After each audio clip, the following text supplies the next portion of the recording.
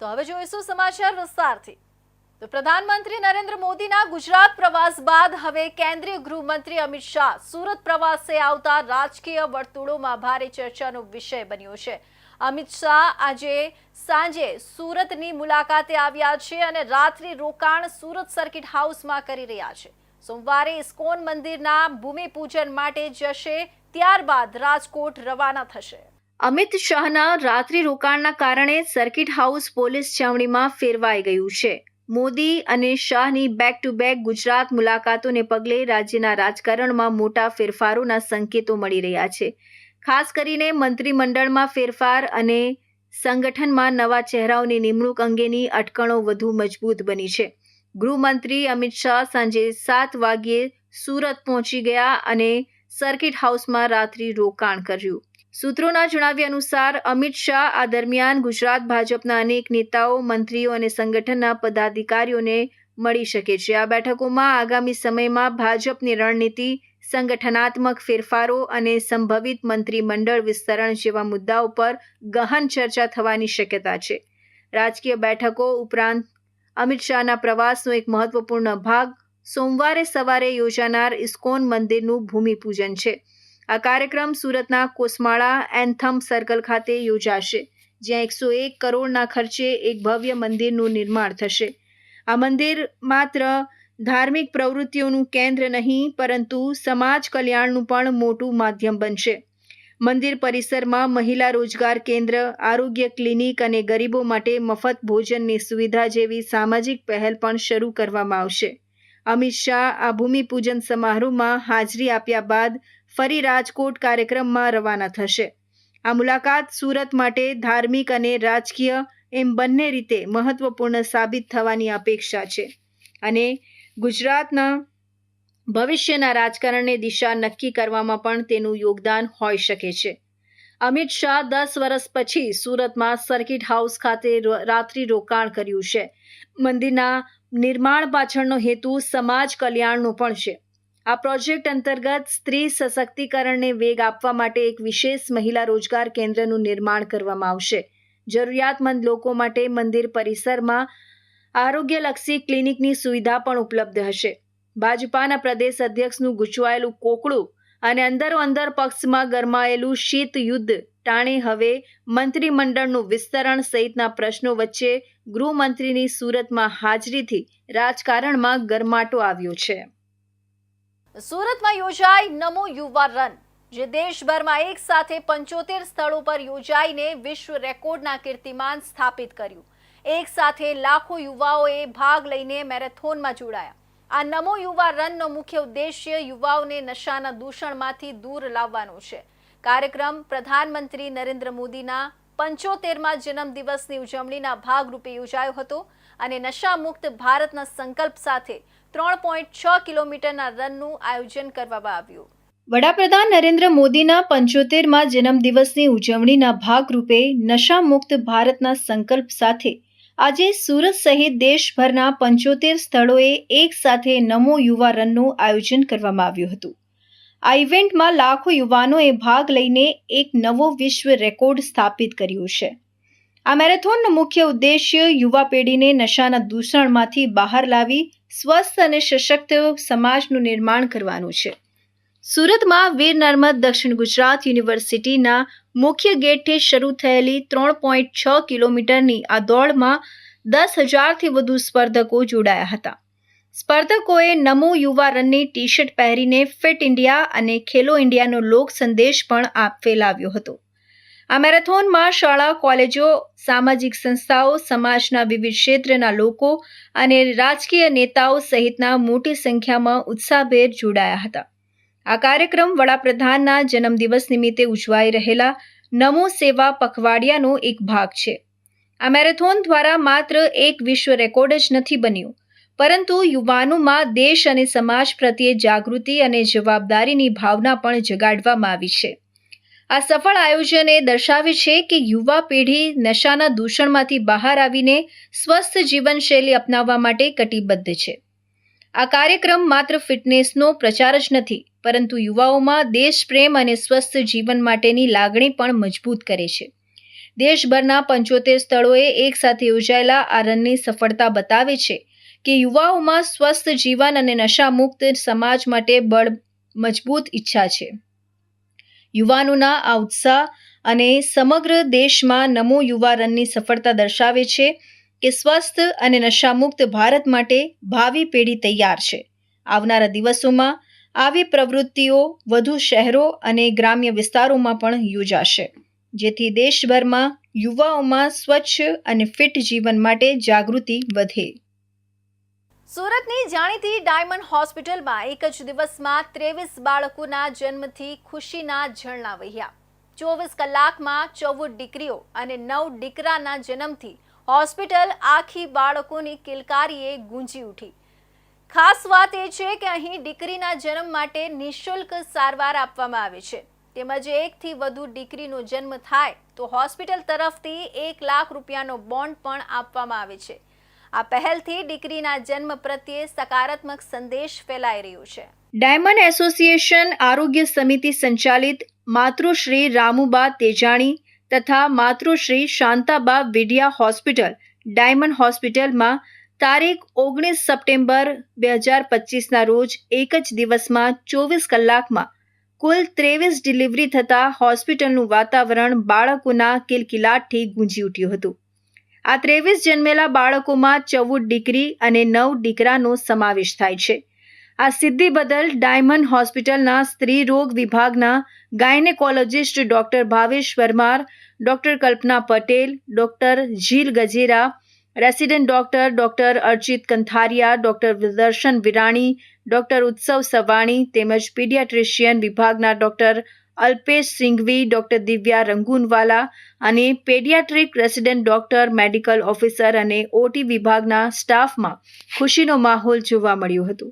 હોસ્પિટલના ટ્રસ્ટીઓ અને મેનેજમેન્ટ દ્વારા ડોક્ટર અને સ્ટાફના આ ઉમદા કાર્ય બદલ અભિનંદન પાઠવવામાં આવ્યા હતા અને તેમનો આભાર વ્યક્ત કરવામાં આવ્યો હતો.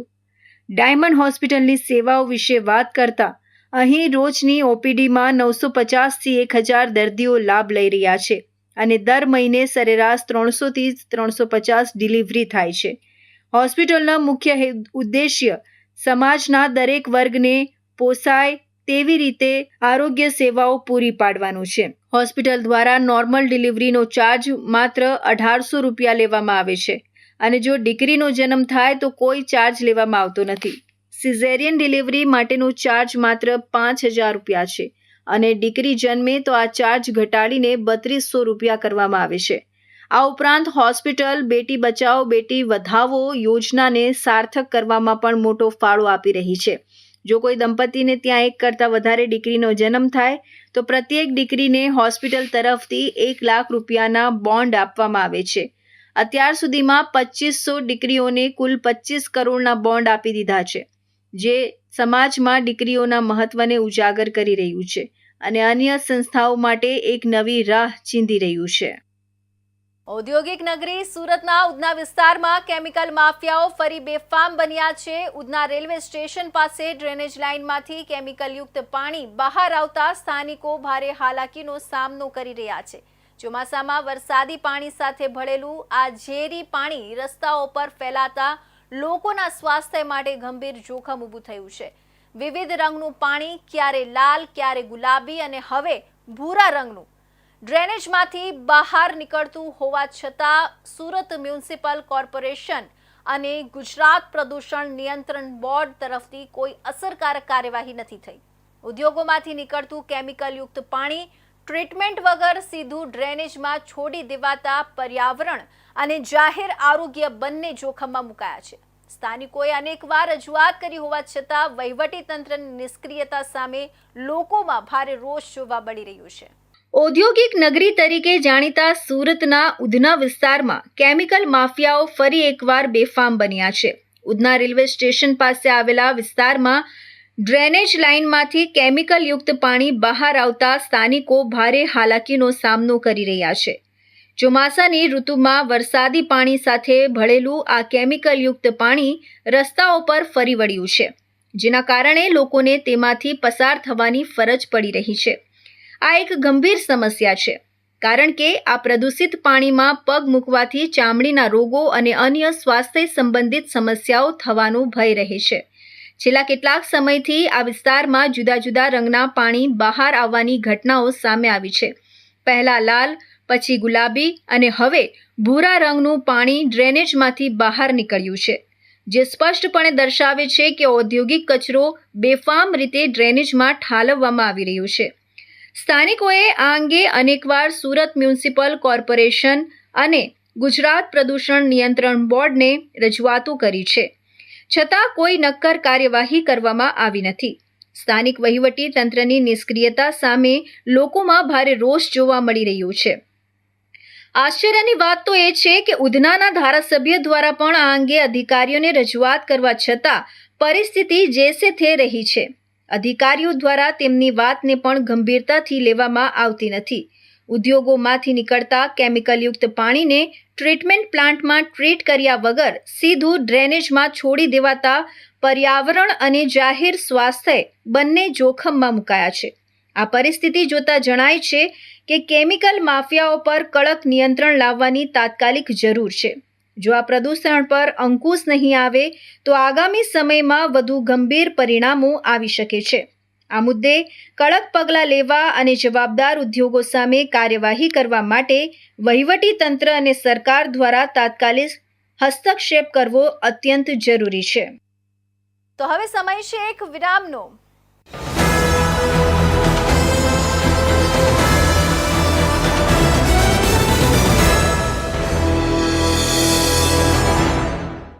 મુદ્દાઓ છે દેશના, પેનલ પર થશે ચર્ચા, વાતમાં થશે સ્પષ્ટ સંવાદ. અમે લાવીએ છીએ તમારા પ્રશ્નોને મંચ પર.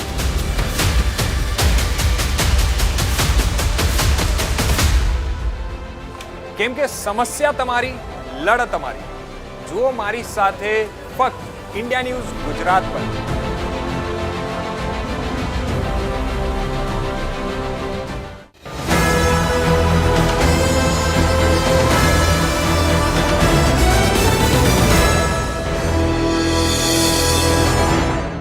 વિરામ બાદ ફરી આપ સૌનું સ્વાગત છે.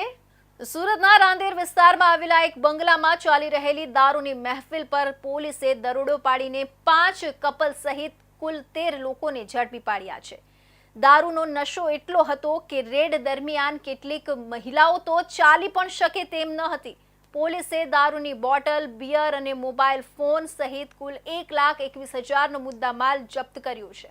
રાંદેર વિસ્તારમાં આવેલી નવયુગ કોલેજ પાસેની આશીર્વાદ કોઓપરેટિવ હાઉસિંગ સોસાયટીના બંગલા નંબર 17માં દારૂની પાર્ટી ચાલી રહી હોવાનો પોલીસ કંટ્રોલ રૂમમાં ફોન આવ્યો હતો. ફોન કરનારે જણાવ્યું કે બંગલાના બીજા માળે પુરુષો અને મહિલાઓ ભેગા મળીને દારૂ પી રહ્યા છે અને જોરદાર મ્યુઝિક વગાડી રહ્યા છે. આ માહિતીના આધારે રાંદેર પોલીસે તુરંત કાર્યવાહી કરી અને બંગલા પર રેડ કરી હતી. જ્યારે પોલીસે દરોડો પાડ્યો ત્યારે 13 લોકો, જેમાં 5 મહિલાઓનો સમાવેશ થાય છે, એક ચાદર પર ખુલ્લી મૂકેલી દારૂની બોટલો સાથે દારૂ પી રહ્યા હતા. પોલીસે જ્યારે તેમની સાથે વાત કરવાનો પ્રયાસ કર્યો ત્યારે દારૂના નશામાં તેઓ તોતડી ભાષામાં બોલી રહ્યા હતા અને કેટલાક તો ચાલી પણ શકતા ન હતા. આ તમામ લોકો મિત્રો છે અને લાંબા સમય પછી ભેગા થયા હોવાથી તેમણે આ પાર્ટીનું આયોજન કર્યું હતું. પોલીસની પ્રાથમિક પૂછપરછમાં જાણવા મળ્યું કે પાર્ટી માટે દારૂ અને બિયર રુચિર રાવલ નામનો એક આરોપી ચંદીગઢથી લાવ્યો હતો. રાંદેર પોલીસે સ્થળ પરથી 6 બિયરની બોટલ, 4 દારૂની બોટલ અને 12 મોબાઈલ ફોન જપ્ત કર્યા છે, જેનો કુલ મુદ્દામાલ 1,21,000 થાય છે.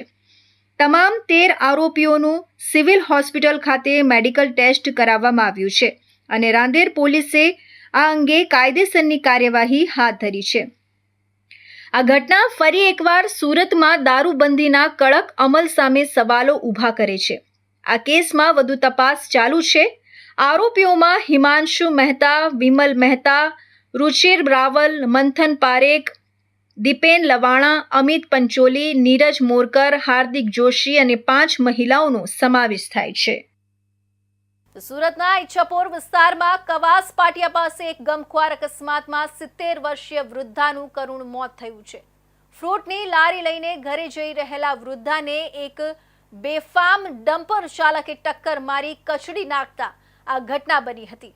ડમ્પરના ટાયર વૃદ્ધના માથા પરથી ફરી વળતા ખોપડીનો છૂંદો થઈ ગયો હતો. ડમ્પર ચાલક ડમ્પર મૂકીને ફરાર થઈ ગયો હતો. આ સમગ્ર ઘટના સીસીટીવીમાં કેદ થઈ છે. ઈચ્છાપોરના કવાસ ગામમાં આવેલા મંદિર ફળિયામાં રહેતા જશુબેન દલસુખભાઈ પટેલ, જેઓ ફ્રૂટ વેચીને ગુજરાન ચલાવતા હતા, તેઓ ગઈકાલે બપોરે ક્રુપકો ટાઉનશીપથી ફ્રૂટની લારી લઈને પોતાના ઘરે પરત ફરી રહ્યા હતા.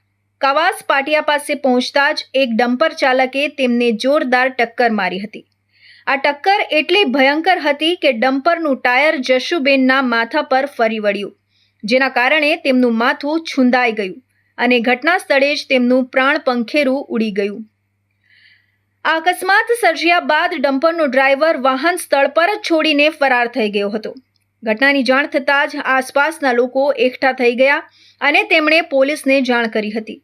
ઈચ્છાપોર પોલીસ ઘટના સ્થળે પહોંચીને મૃતદેહનો કબજો લઈ વધુ તપાસ હાથ ધરી છે.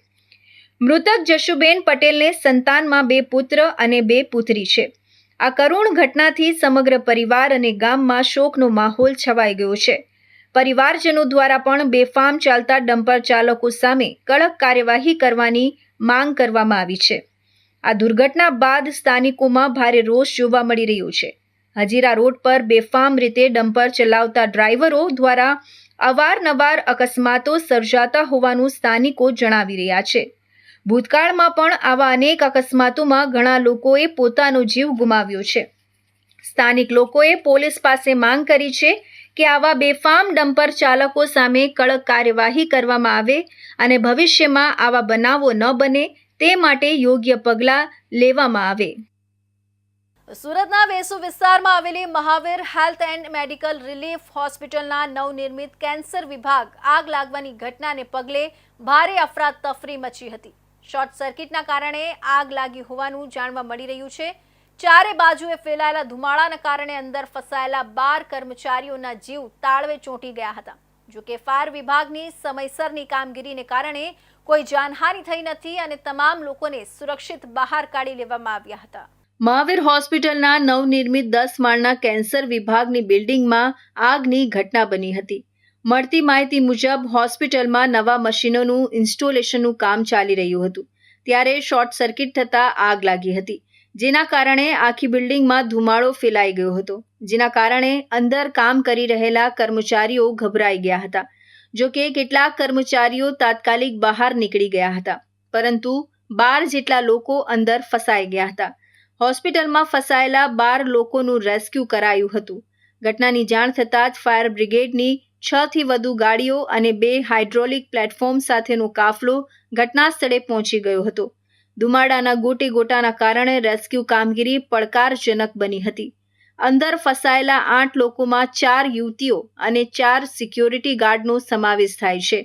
ધુમાડાથી બચવા આ લોકો ટેરેસ પર પહોંચી ગયા હતા, તો બીજી તરફ બાકીના 4 કર્મચારીઓ બેઝમેન્ટમાં ફસાયા હતા. મહિલા કર્મચારીઓ બહાર નીકળતા જ ધ્રુસકે ને ધ્રુસકે રડી પડી. ફાયર વિભાગના જવાનોએ ઓક્સિજન માસ્ક પહેરીને તરત જ અંદર પ્રવેશ કર્યો હતો. ટેરેસ પર ફસાયેલા 8 લોકોને હાઇડ્રોલિક પ્લેટફોર્મની મદદથી 10મા માળથી ઊંચાઈએથી સુરક્ષિત રીતે નીચે ઉતાર્યા હતા. તો બીજી તરફ બેઝમેન્ટમાં ફસાયેલા 4 લોકોને પણ ઓક્સિજન માસ્કના સહારે બહાર કાઢવામાં આવ્યા હતા. રેસ્ક્યુ દરમિયાન ગભરાઈ ગયેલી મહિલા કર્મચારીઓ બહાર આવતા જ ધ્રુસકે રડી પડી હતી.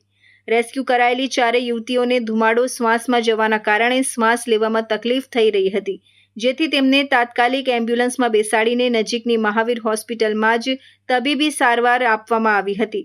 સદનસીબે કોઈ મોટી ઈજા થઈ ન હતી અને તમામ કર્મચારીઓની હાલત સ્થિર છે.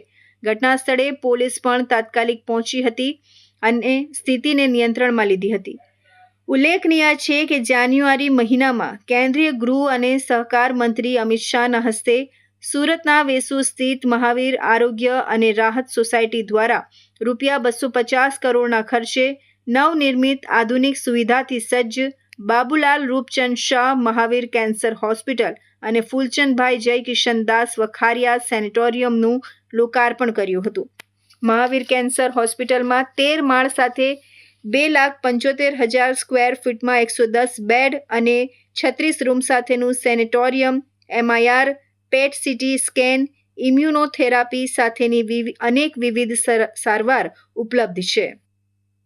જનજાતિ ગૌરવ વર્ષ 2025ની ઉજવણીના ભાગરૂપે આદિ સેવા અભિયાન અંતર્ગત તાપી જિલ્લાના સોનગઢ ખાતે આદિજાતિ વિકાસ રાજ્યમંત્રી કુંવરજીભાઈ હળપતિના હસ્તે તાપી જિલ્લામાં 3,22,00,000ના 46 વિકાસ કામોનું લોકાર્પણ અને ખાતમુહૂર્ત તેમજ 7 તાલુકામાં 284 જેટલા આદિ સેવા કેન્દ્રોનું લોકાર્પણ તથા 203 આદિજાતિ ખેડૂતોને વન અધિકાર પત્રો તેમજ સાથે 22 લાભાર્થીઓને દવા છંટકાવ પંપ અને 15 લાભાર્થીઓને બકરા એકમ, ટ્રેક્ટર અને રોટાવેટર મશીન જેવી સહાય મળી કુલ 240 લાભાર્થીઓને ઉપસ્થિત મહાનુભાવોના હસ્તે સીધો લાભ આપવામાં આવ્યો હતો.